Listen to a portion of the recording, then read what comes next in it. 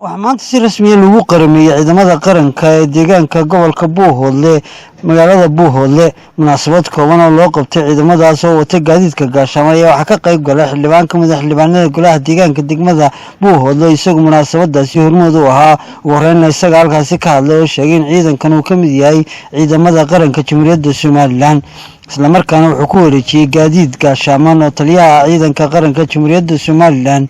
uu soo wakiishay kuna wareejiyay ciidankaasi halkan u taaganahay maanta ciidan qaran oo Jamhuuriyadda Soomaaliland ka mid noqday saacadan xuquuq iyo waajibaad ku yeeshay sida ciidamada qaranka Jamhuuriyadda Soomaaliland xuquuq iyo xaq ugu leeyihiin iyagana waajibaad qaran oo fulinta amarada amaawirta ciidanka qaranka Jamhuuriyadda Soomaaliland inay fuliyaan uu ku saaran yahay saacada laga bilaabo waa 100 nin anigoo ku hadlaya wakiilo kaga ah dawladda Jamhuuriyadda Soomaaliland ugu horeeyay madaxweynaha qaranka Jamhuuriyadda Soomaaliland mudane Muuse Biixi Cabdi wasiirka hawlaha guud oo gobolkan wasiir Cabdi Ducaale Qambi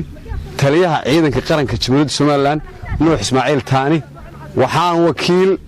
kaga ahay oo ciidankaasi inuu yahay ciidan qaran oo teknikadiisii iyo ciidankiisiiba u dhameystiran yihiin waajibka qaranka Jamhuuriyadda Soomaaliland saacada laga bilaabo iyagu ku wareegay oo waxay ka tirsan yihiin ciidamada qaranka Jamhuuriyadda Soomaaliland waxaan maqraati ka ahay idinkuna maqraati ka tihiin bulshadana daawanaysa madax iyo dadka kale ee daawanayaba in ciidankaasi sida aan maanta u tuban yahay inuu waajibaadkiisii qaranka Jamhuuriyadda Soomaaliland u gudan doono in haddii ilaahay ka dhigo xuduudiisa iyo calankiisaba ilaashan doono in aan rabaa halkan inaan fariin u mariyo fidmo walayaasha halkan jooga oo qayb ka mid ah imika tageenba oo dadkii iyo deegaankii iyo ummadii reer Buuhoodle madaxa isu galiyay fariin baan halkan uga diraya ma ihidin mas'uuliyiin waxaa tiin fidmo walayaal nimanka sheegta oo meelaha marmara kana yimaada meelahaas oo u soo wareega deegaanka si ugu yimaadaan fiisa u soo goosta nimanka fiisaha u soo goosta waxaan leeyahay magaalada Fadqalale iyo mushkiladda aad dadku ku haysaan waa idin arkay dadku annaguna waa idin aragnaa waxaan halkan idin ka jeedinayaa intaan nabadgeliyo daro ka dhicin dadka dhexdiisa iyo bulshada si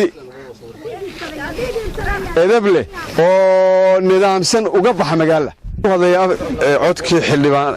afkii xildhibaanka dadkan deegaanka degan waxaan mahad celin u sameeynaya madaxweynaha Jamhuuriyadda Soomaaliland wasiirka hawlaha guud Cabdi Ducaale Qambi taliyaha ciidanka Jamhuuriyadda Soomaaliland oo soo bixiyay isagu gaarigan taliya aad baan kaaga mahad celinaynaa bismillaahir rahmaanir rahiim saaka halkan waxaan ku soo booqanay cutub kamida ciidanka qaranka Jamhuuriyadda Soomaaliland kana tirsan guutada 100aad oo hadda la qarameeyay waliisikiisu leeyahay magaalada Buuhoodle waxaan ku guddoonay xildhibaanka furaha gaarigan oo la soo siiyay ciidanka qaranka Jamhuuriyadda Soomaaliland ciidanka cusub ee hadda la qarameeyay baanu ka guddoonay gaariga si ay ugu shaqeeyaan وبرخد عمر أحمد البانتا دولة جمهورية الصوماليلاند لصعنات